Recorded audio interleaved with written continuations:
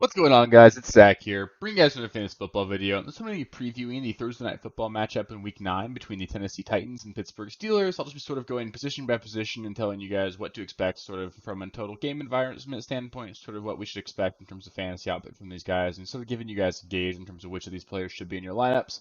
Unfortunately, I'm sorry to report that this is probably going to be a very gross game. Obviously, it's not something that's super exciting. There's not a whole lot of super fantasy relevant players, not a whole lot of superstars in this game. So hopefully you guys don't have too many players that you're relying on in this game. It should be a pretty low scoring game.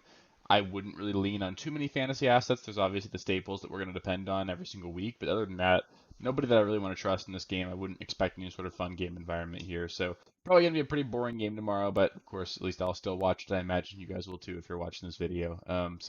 Yeah, as always, if you guys have any specific start-sit questions, feel free to let me know in the comments. I love helping you guys get your lineup set.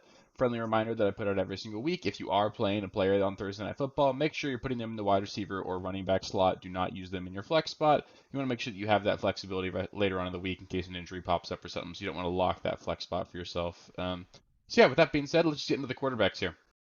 Starting things off with the quarterback position, I'll start things off with Will Levis. I know he played really well in Week 8, and I know that a lot of people might be sort of considering streaming him this week. We've got several teams on bye. Obviously, maybe you had Trevor Lawrence. If you lost Kirk Cousins, maybe you're looking at playing Will Levis here. And I know he did play really well in Week 8, but the fact of the matter is he really offers nothing on the ground. He had 7 carries for 11 yards last week. Not anything to write home about at all. He's probably not going to throw for 4 passing touchdowns again this week. In fact, I'd be willing to bet that he probably doesn't throw for 4 passing touchdowns in a game the entire rest of the season. They're going up against Mike Tomlin, an established defensive head coach, someone who's really established, and we see it more often than not, or not more often than not, but relatively often that you'll see a player come in for the first time, perform really well in his first game on the field because there's no film on him. People don't know what to expect. I don't think the Falcons were really expecting Levis to throw the ball downfield as much as they did last week, and we know Levis does have a really nice arm. He's got a pretty deep ball, and they'll probably take some shots, and maybe he hits on a couple, and that saves his fantasy day, but I just can't see myself playing Will Levis this week. I know that there is an avenue here for him to potentially have a good game. The Steelers are beatable through the air, and it is something that could happen, but I'm just not going to do it to myself. I'm not going to play Will Levis on Thursday Night Football against a really good, historically good defense, the Pittsburgh Steelers. Levis is really, really bad against pressure. That was one of his biggest knocks in the scouting report coming out of college. We saw that last week as well. That was his main like blemish on his performance last week. He still wasn't able to perform well under pressure. We know with TJ Watt and the Steelers pass rush, there's going to be pressure on Will Levis. So I don't think it's going to be a very good game for Levis. We'll probably see him come back down to earth, and I don't want to be playing him. And then Kenny Pickett, not playing him either. He's banged up with a rib injury. He's going to play, but we saw what it did to Justin Herbert last season playing through a rib injury. He simply wasn't himself. I don't like playing Kenny Pickett when he is himself, and now we're going to get a lesser version of that. Honestly, the Steelers might be better off playing Trubisky tomorrow. We'll see what happens, but there's just no way I play Kenny Pickett in. Even though it's a positive game environment in terms of matchup, the Titans can get beat through the air. It's not something that I want to do. I just can't see myself even considering playing Kenny Pickett or Levis this week. Next up, we got the running backs here. I'll start things off with Derrick Henry. It's pretty easy. You're going to play Derrick Henry. He should see about 20 touches in this game, probably catch a pass or two. He's a guy that's obviously going to be in your fantasy lineups unless he's injured. He's got a plus matchup against Pittsburgh, give up about 18% more fantasy points to opposing running backs than what they average against normal teams. He's a low-end running back one for me this week, especially with players on bye. Tyjae Spears, he's a player that I do like. I do think he's a really talented player, and I like his prospects going forward. He's definitely someone that needs to be rostered should there be an injury that happens to Derrick Henry, but this isn't a game environment that caters itself to Tyjae Spears performing at a high level. Spears is the guy they prefer in the passing game, so he'd be a guy that you want to play in an environment where maybe they're going to get blown out. They get down 21 points early, and they have to air it out and dump it down to him quite a bit. I don't see that happening this week. You probably get 5 to 10 touches. You're maybe hoping for a long pass catch, but it's not something that I want to do. I'm not going to play Tyjae Spears this week. Najee Harris, I'd bench him. I know he's getting some volume, and he did actually have a relatively decent week last week. I believe he caught 5 passes, but the Titans are fantastic against the run. They've got a really solid front seven. He's not catching very many passes outside of last week. Like I said earlier, Kenny Pickett's not going to be 100% either. There probably won't be very many scoring opportunities for Najee Harris, so you're banking on him getting that receiving volume. It's not something that's really happened on average so far this season, so I don't want to be playing Najee Harris. And then Jaylen Warren, he's a low-end flex play in PPR formats only. I'd probably bench him in half PPR or non-PPR. It's going to be a closer game. I don't expect either team to run away with this one. So there's not really going to be potential here for the Steelers to get down early and go into air it out mode, get a lot of garbage time, get a lot of dump offs to Jaylen Warren. So you're probably looking at like 15 max total touches to Jaylen Warren, maybe 4 or 5 targets. It's not something that I'm super excited about. I don't think either one of the running backs score tomorrow. It's just not a good environment. I don't want to be banking on either one of them this week.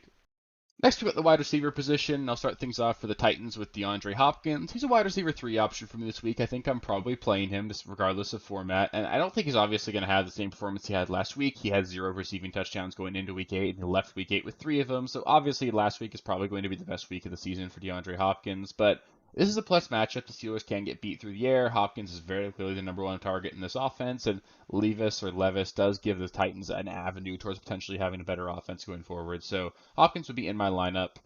Outside of that, there's not a receiver in Tennessee that I'd really consider. Treylon Burks hasn't established himself yet this season. Nick Westbrook-Ikhine obviously had the big catch last week, but you're not playing him. I'm not going to play any receiver for Tennessee, but Hopkins.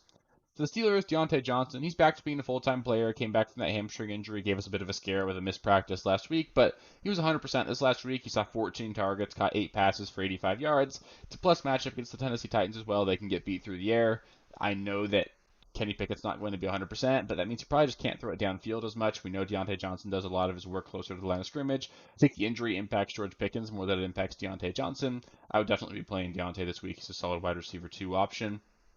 George Pickens, obviously the volume decreased for him last week. We saw him only catch 1 pass last week. You got bailed out because it was a receiving touchdown, so you ended up with a decent fantasy performance. But I don't know that I want to rely on that this week. He's a low-end flex play for me still just because he's been solid so far this season. But last week and the first week back with a full Diontae Johnson, seen him only catch 1 pass in a game. They did have to throw it quite a bit.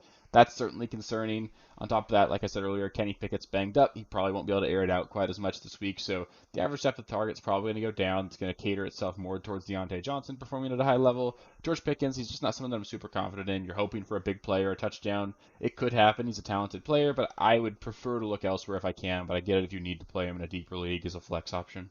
And obviously I say flex option, but don't use him as a flex. He should be in a wide receiver spot because it's Thursday. Next up, we got the tight end position. This one's pretty quick and easy. For the Titans, you got Chig Okonkwo. He's just not someone that I'd be targeting right now. The Steelers defend the tight end position very well. I don't want to trust any of the pass-catching options for Tennessee outside of DeAndre Hopkins. Okonkwo really hasn't done a whole lot so far this season. He had a really brutal drop last week as well. It could have been a big play. I still like the talent of Okonkwo. He's someone that I would prefer to roster and dynasty for sure. If you want to keep rostering him as like a second tight end in redraft, you can, but I don't think you need to. He's not someone that I'm targeting unless it's the best matchup possible, and the Steelers just isn't someone that I want to be targeting with my tight end. So I'd bench Okonkwo, and honestly, he can be on waivers right now. And then for the Steelers, they just don't have a tight end. The tight end's not very involved in their offense while Pat Freiermuth is out. He's going to be out for several more weeks with that hamstring injury. He's on IR right now, so you don't need to look at a tight end for the Steelers or the Titans this week.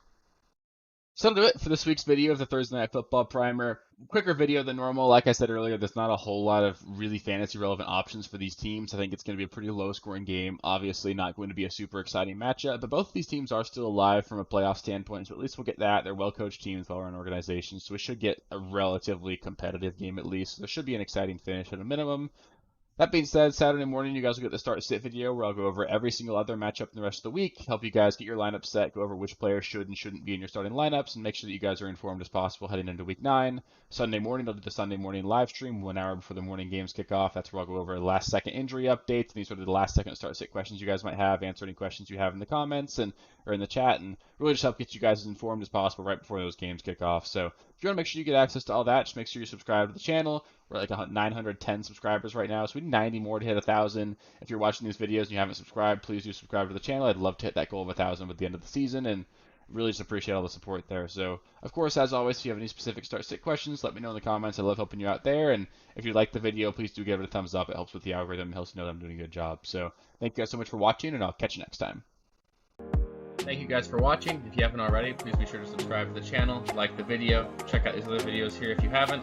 If you want more content, please feel free to follow me on Twitter at RealSteelFFB. I'll be more active on there as the season goes on. Thanks. Catch you later.